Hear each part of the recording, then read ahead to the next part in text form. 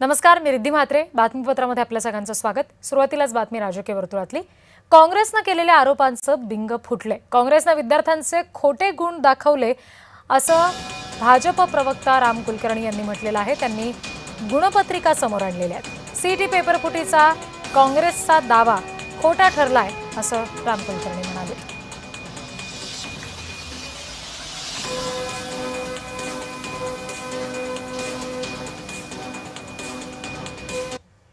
आशिष नेरळकर या व्यक्तीच्या 2 जुळ्या अपत्यांच्या गुणपत्रिका आता आपण बघणार आहोत.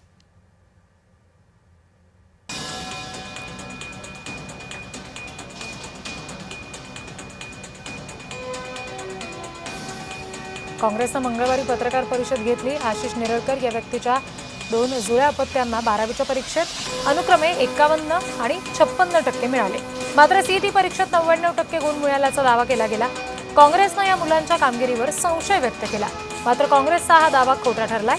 अवनी आशिष नेरळकर हिला 12वीत 62.33% मिळालेले आहेत, तर आरुष आशिष नेरळकर याला 12वीच्या परीक्षेत 64.83% मिळाले. लोकांची दिशाभूल करणाऱ्या काँग्रेस नेत्यांनी दोन्ही मुलांची आणि त्यांच्या पालकांची जाहीर माफी मागावी अशी मागणी आता भाजपचे प्रदेश प्रवक्ता राम कुलकर्णी यांनी केलेली आहे.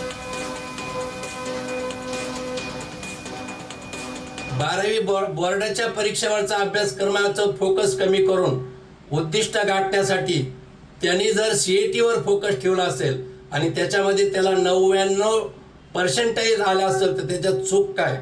आणि म्हणून आज नेरळकर कुटुंबियाला भारतीय जनता पार्टीला बदनाम करण्याचं काम काँग्रेस पक्षानं केलंय. मी हर्षवर्धन सपकाळ आणि बालाजी गाडे यांना मी त्यांचे मार्क मेमो पाठवतो आणि त्यांनी माफी मागावी अशी मागणी मी करतो.